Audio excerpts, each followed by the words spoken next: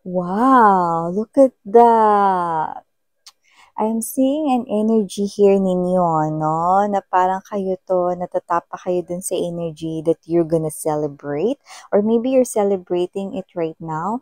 Or yung energy mo, no, is you're being positive and you're having a light energy despite may mga problems man coming your way. This is you na parang, ay, malalampasan ko ito. You know? Mapagtatagumpayan ko ito, no? Yan. Nine of Cups energy is like celebrating right here, no? Yung mga wins mo, mapa small wins man yan, big wins man yan, no? But it also indicates here to me a wish fulfillment about something. Alamin natin yun because I'm seeing someone here na being contented, your aura is really standing out right here. Like, it gives me this type of vibe that there's something here great coming your way. So, wow, claim it in right at this very moment, sweetheart. Isang napakagandang mensahe na agad-agad yun for you guys, no? So, let us see more, no? Kuha tayo ng other informations, no? Ano ba yan? Klaseng tinutukoy na yan, no? But it's something here, no, na talagang mararamdaman ninyo, na talagang, alam mo yung energy ng, wow, wow, so, super saya ko, sobrang saya ko, kind of thing. Let us see. Okay. For some reason, I'm seeing a map. Okay? So, kahit hindi kayo si Dora, Dora, Dora, Dora the Explorer, you know. So, kahit hindi kayo si Dora, it looks like there's a map right here. It could be a redirection or something to do with direction, no? Let us see. Direction. Redirection. Let us see. Okay.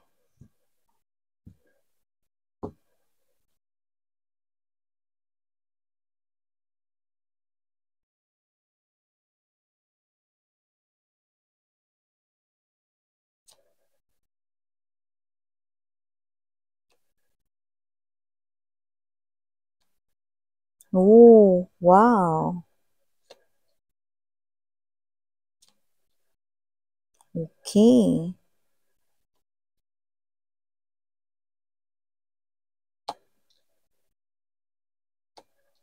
Wow. You know, the Eight of Coins energy and the Magician, no, this is working here, no? Your energy, no, you're gonna work right here sa inyong manifestations, sa inyong mga wishes, sa inyong mga dreams, sa inyong mga goals, beautiful energy.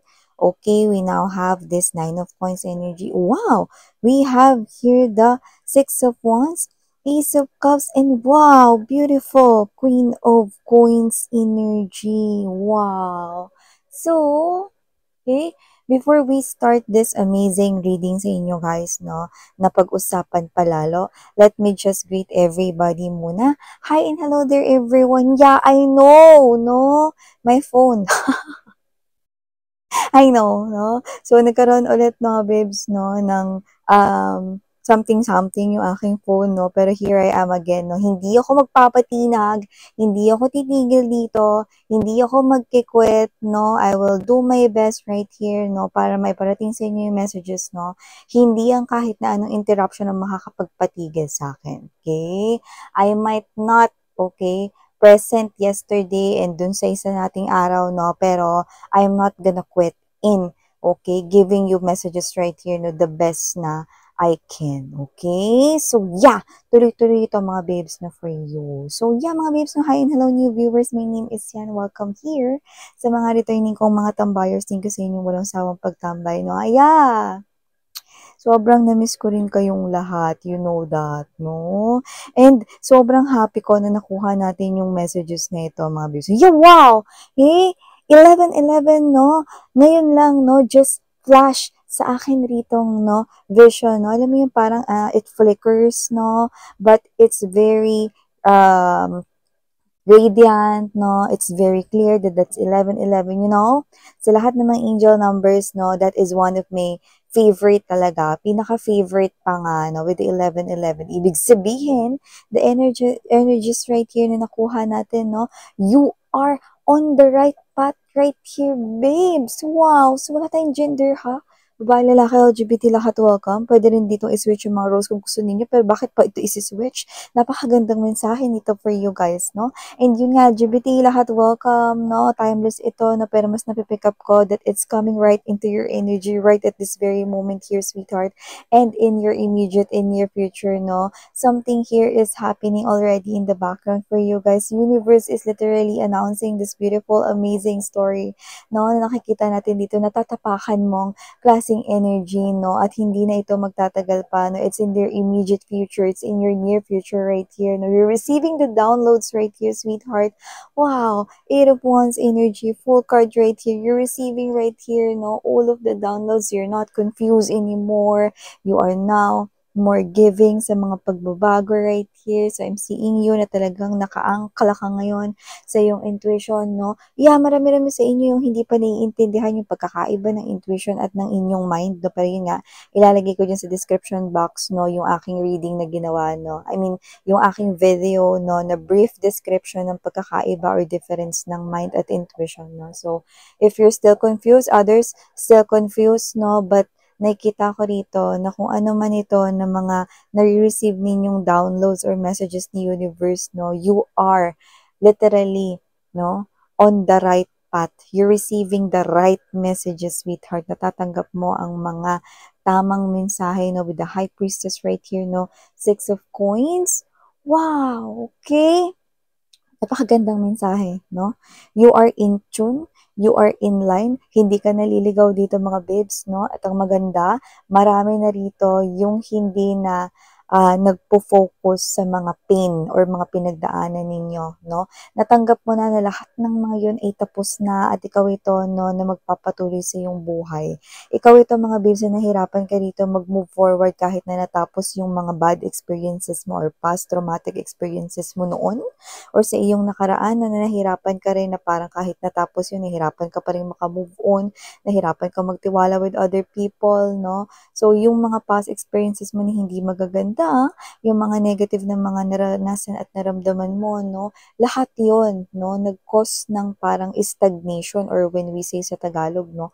Pagkahinto ng parang buhay mo. Yung talagang, yung buhay na parang sana, no? You're living your life at its fullest pero hindi mo yun magawa-gawa because of your past pains or past traumatic experiences, no? You're afraid, no? Dumating sa punto na natakot kayo, no? Na sumubok ulit, no? Pwedeng ito ay pagtatraitor ng isang kaibigan, sumubok ulit na magkaroon ng isang kaibigan, no? May fear, sumubok na magkaroon ng isang bagong relationship because there's fear na posibleng maulit-ulit, no? Yung nangyari, makakilala ng parehas na tao na gagawin ulit yun sa inyo. You're nabalutan with fear, no? So, yun na nakita natin dito. But now, wow! Blessings are coming your way. And this is not yung ruleta ni Kuya Will, but this is the roulette of your life, sweetheart. Angels are now pouring the blessings for you guys, no? So I'm seeing you receiving here all of the downloads and marami pang mga gustong sabihin sa inyo, inyong mga anghel right here. Alam mo kasi, dun sa classic tarot, mga mahal, no? Ang angels ay nasa ibabaw at ang nasa ilalim ay ang mga demons. But here, look at that, okay? Walang demons dito. Ang nakikita natin dito, no, ay puros mga angels.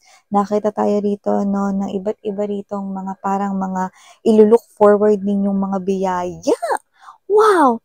So, nakita ko dito mga babes, no, na yung mga blessings mo ay pwedeng ipadaan rito sa pamamagitan ng mga tao at iba't ibang mga oportunidad na papasok sa iyong buhay. You are now attracting all of the things that you want to happen in your life to make it a better one, no, even the best one. Wow! So, I do pick up, no, na noon, you're really having a hard time moving on from all of those things that hurt you. But now, with the Seven of Wands energy, you are now gonna protect, okay, the life that you want to create, the new life that you want to build. So I do see that this is you. You are no longer into the type of energy na nagsiself-pity. You are now not in the type of energy na you're resenting sa yung past, no? You are now stronger than ever. You are now someone na parang hindi ko na rin makilala, no? Even though I do not know your name personally. The change of your energy or the change into your energy is very significant, very evident right here that you are someone who will step into the future with lots of hopes and you're receiving lots of blessings. Wow! Good fortune. And nakikita ko rito may mga sudden wealth, fortune. Wow! Claim it, no? Claim it this instant, babe, no? Sudden wealth, like this is all surprise right here. This is all shocking right here. But one, isa lang yun sa mga blessings na darating sa buhay mo. Sudden wealth is coming in into your life. And I'm picking up that year 2025 is yours, sweetheart. Wow! Wow! Maraming paraan na ipaparating yan sa'yo ni universe, no? Mantakin mo lahat nandito na, no? We now have here the High Priestess energy, Wheel of Fortune right here, Magician, okay? Look at that, okay? It's in diagonal position, okay? There's no crooked line. The diagonal position is straight and you're being redirected. That's the message that I'm picking up right here. You are aligned into your desires, into your goals. Wow, you could be seeing a lot of 1111, sweethearts. Okay? Mapa plate number man yan. Mapa house man yan ng mga door na daanan mo. Mapa flash man yan sa iyong clock or sa iyong phone na time, no? Or even the dates or whatever, no? You've just seen 11 everywhere, no? And this is your, okay? This is your truth, sweetheart. This reading is all yours. You are now ready to embark into this new beginning right here like the fool, okay? Not afraid to take this new life, no? Not afraid to take this new chance as long as it is bago, as long as it is new, as long as the past is not here anymore. Wow! Ang pagbabago sa yung enerhiya dito, no, ay talaga namang napaka ganda na nakikita ko dito. And you know what? Because you are more giving now into the changes in your life, and because you are now more open to the new opportunities and new possibilities in life, okay, everything that you want, you will not chase them, they will come to you. Talaga ba yan? Binibiro mo ba kami? You're just kidding me? No. Bakit ko gagawin yan? Okay? You are now in alignment with all of those things that you want to receive and to have into your life, no? So, ibig sabihin nito, mga babes, no, hindi mo na kailangan habulin, hindi mo na kailangan rito, no, na mag-go or mag-chase after your dreams, after your wishes, after your goals, no, because all of your wishes, all of your goals, no, the related factors doon, no, will effortlessly come to you. You are being redirected right here. You're on the right path, sweetheart. 1111, no? Here, nakikita ko rito, no, that you're gonna work into your manifestations, especially, no, you're gonna step into your power, 9 of Coins energy. Look at that. 9 of Coins energy going to Queen of Coins. So, tell me, this is a lot, okay? Sobrang magiging stable ang buhay mo this year 2025 and so on and so forth, because from 9 of Coins energy, things will get better and better and better each day, okay? Up until you'll reach this energy of Queen of Pentacles. I repeat, wala tayong gender dito, no? I'm pertaining to energies, honey. So, meaning to say, no, tatapa ka rito sa pagtanggap ng mga biyayang magiging permanente sa buhay mo. Meaning to say, if it is related into your money, there are no situations, no? Walang situations dito, no, na makakapagpabagal ng sitwasyon sa iyong kaperahan, no? So, nakikita natin dito ang iyong kaperahan ay mag-expand at ito ay magiging permanente tuloy-tuloy. Example, magkakaroon ka ng negosyo, no? At hindi mo yun isasara. Okay? Kasi yun ay magtutuloy-tuloy ang magandang kita.